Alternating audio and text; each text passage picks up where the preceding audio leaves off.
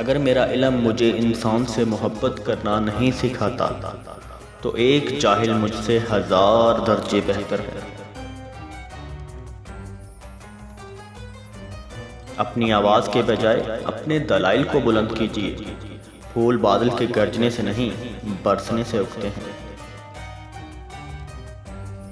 اکیلا رہنا بری صحبت میں رہنے سے بہتر ہے۔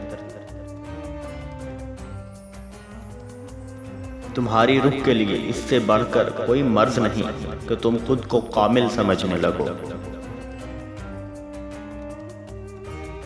عقل کو خواہش پر فضیلت حاصل ہے، کیونکہ عقل زمانے کو تمہارے ہاتھوں میں دے دیتی ہے، جبکہ خواہشیں تمہیں زمانے کا غلام بنا دیتی ہیں۔ عقل مندی کو بیچ ڈال اور حیرانی خرید لے۔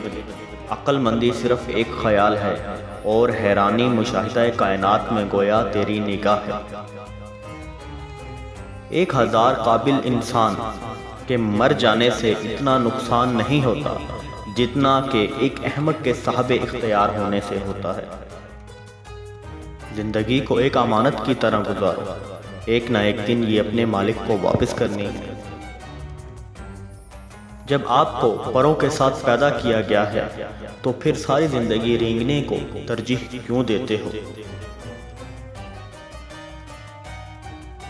اپنے دل میں مٹھاس ڈھونڈو، پھر آپ کو ہر دل میں مٹھاس ملے گی۔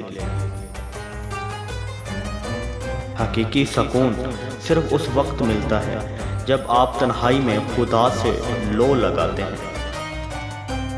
تنہائی کا تعلق بالوں کی سفیدی سے نہیں، عقل اور تجربے سے ہے۔ دل سے آہو تو داڑھی کے سفید بالوں کی کیا وقت۔ پرسکون وہ ہے جس کو کم یا زیادہ کی فکر نہیں۔ جب دنیا والے تمہیں گھٹنے ٹیکنے پر مجبور کر دیں تو یہی بہترین وقت ہے سجدے کا۔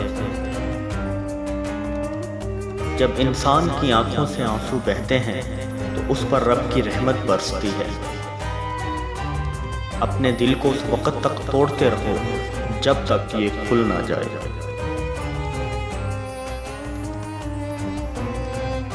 اگر تم عظمت کی بلندیوں کو چھونا چاہتے ہو تو اپنے دل میں انسانیت کے لیے نفرت کی بجائے محبت آباد کرو۔ گفتگو سے سمجھ بوجھ میں اضافہ ہوتا ہے، لیکن تنہائی وہ مدرسہ ہے جہاں عظیم ذہن بنتے ہیں۔ اگر تمہیں زندگی کی حقیقت معلوم ہو جائے تو بے شک تم اور کوئی ساتھی نہ چنو گے سوائے عشق حقیقی کے۔ خاموشی سمندر ہے اور گفتگو نہر کی طرح ہے۔ تجھے سمندر تلاش کر رہا ہے تو نہر کی تلاش نہ کر۔ درویشوں کے علاوہ دنیا کے باقی لوگ بچوں کی مانند ہیں جو دنیا کے کھیل میں مگن ہیں۔ یاد رکھیں، مقدس اور پاک مقام میں داخل ہونے کا راستہ آپ کے اندر ہے۔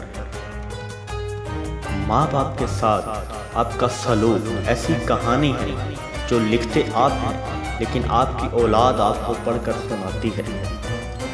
اگر تو چاہتا ہے کہ دن کی طرح روشن ہو جائے تو اپنی ہستی کو اپنے دوست کے سامنے جلا ڈال۔